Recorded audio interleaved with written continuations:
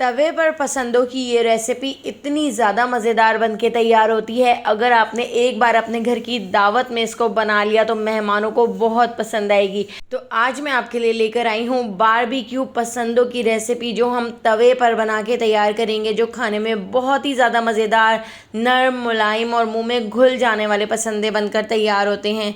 तो इन पसंदों को बनाने के लिए सबसे पहले मैंने 1 टेबल स्पून खसखस ले ली है। खसखस को मैंने बहुत अच्छी तरह से धोकर स्टेनर में रख लिया था।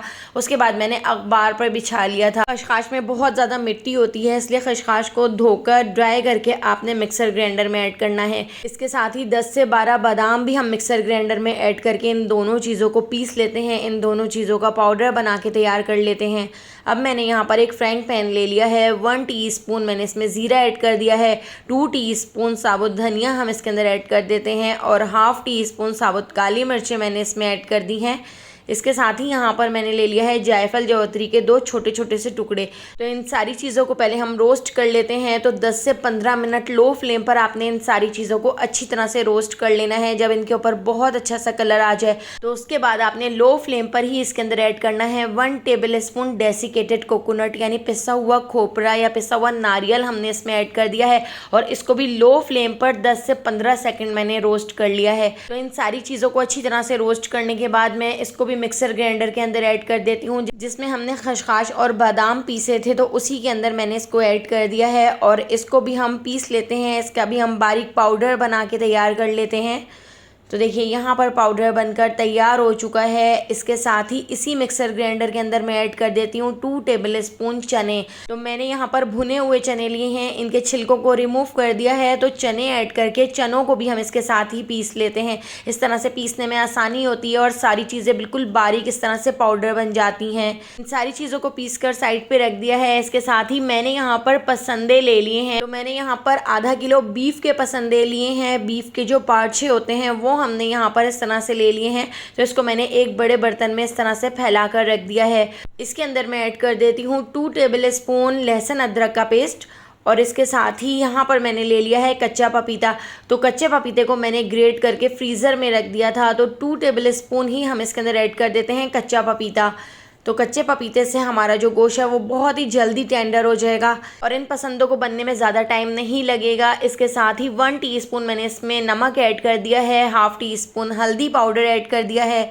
हाफ़ टीस्पून हम इसमें लाल पिसी हुई मिर्चें ऐड कर देते हैं और हाफ़ टीस्पून ही लाल कुटी हुई मिर्चें ऐड कर दी हैं।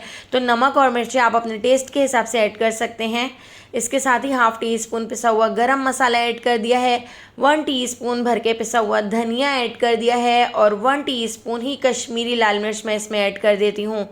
और इसके साथ ही जो हमने मिक्सर ग्राइंडर के अंदर मसाला पीस कर रखा था, तो इस मसाले को भी हम इसके अंदर ऐड कर देते हैं। तो दोस्तों यहाँ पर मैं आपको याद दिलाती चलूँ, अगर आपको मेरी रेसिपी अच्छी लग रही है तो लाइक करना बिल्कुल भी मत भूलिएगा और अगर रेसिपी अच्छी नहीं लग रही है तो आप इसको डिसलाइक भी कर सकते हैं। और आप मुझे कमेंट करके ज़रूर बताइएगा कि आप मुझे किस सिटी और किस कंट्री से देख रहे हैं, ताकि मैं आपका थैंक्स कर सकूं। पहला थैंक्स जाता है नज़ीर अहमद कराची से, मोहम्मद दिलनवाज लाहौर से, साजिदा रहीम पेशावर से। तो आप लोग मुझे कमेंट ज़रूर किया करें, मैं सबके नाम लूँगी। और भी बहुत सारे कमेंट आए हुए थे, तो थैंक यू सो मच मेरी रेसिपीज़ को इतना पसंद करने के लिए। तो देखिए यहाँ पर मैंने 2 छोटे साइज़ के लेमन जूस भी इसमें निचोड़ दिए थे और 2 टेबल स्पून मैंने इसमें फ्राई की हुई प्याज ऐड कर दी थी और यहाँ पर मैंने फ्रेश क्रीम ले ली है। तो 4 टेबल स्पून हम इसमें फ्रेश क्रीम भी ऐड कर देते हैं, इससे बहुत ही क्रीमी फ्लेवर आएगा। तो अगर आपके पास घर की फ्रेश मलाई हो तो वो भी आप इसके अंदर ऐड कर सकते हैं और ढेर सारा हरा धनिया ऐड करके हम इसको अच्छी तरह से मिक्स कर लेते हैं। इसके साथ ही मैंने यहाँ पर 4 टेबल स्पून दही ले लिया है। तो दही भी हम इसके अंदर ऐड कर देते हैं और दही ऐड करके इसको दोबारा से हम अच्छी तरह से मिक्स कर लेंगे। इसके जो पार्चे हैं जो हमने पसंदे बना के तैयार किए थे, तो पसंदों के अंदर तक इस मसाले को अच्छी तरह से लगा दिया है। इसके ऊपर मैंने एक फॉइल कप रख दिया है, इसके ऊपर ऑयल डाल दिया है और हम इसके ऊपर कोयले का दम लगा देते हैं ताकि इसका फ्लेवर और ज़्यादा मज़ेदार हो जाए। कोयले का दम लगाने के बाद एक बार फिर मैं इसको अच्छी तरह से मिक्स कर लेती हूँ। इस मसाले को पसंदे के ऊपर लगाकर मैंने तकरीबन 5 घंटे के लिए इसको फ्रिज में रख दिया था और उसके बाद अब हमने इनको फ्राई कर लेना है। तो इन पसंदों को फ्राई करने के लिए मैंने एक बड़े साइज़ का तवा ले लिया है, इसके ऊपर मैंने ऑयल डाल दिया है। तो ज़्यादा ऑयल नहीं डालना है, बस आपने 5 से 6 टेबल स्पून ऑयल डालकर इस तरीके से इन पसंदों को फैला कर रख देना है। तो इस तरह से सारे पसंदे रखने के बाद एक तरफ से पहले हमने पसंदों को अच्छी तरह से फ्राई कर लेना है और उसके बाद पलटकर आपने दूसरी साइड से भी इन पसंदों को फ्राई कर लेना है। तो पहले एक साइड से मैं ढककर इसको तकरीबन 10 मिनट के लिए छोड़ देती हूँ और दूसरी साइड से पलटकर भी मैंने इसको तकरीबन 10 मिनट के लिए छोड़ दिया था। तो आप देख सकते हैं पसंदों का सारा पानी खुश्क हो चुका है, पसंदों का कलर चेंज हो चुका है। तो पसंदों को हम अच्छी तरह से बहुत ही अच्छा सा कलर आने तक दोनों साइडों से पलटकर हम इनको फ्राई कर लेते हैं।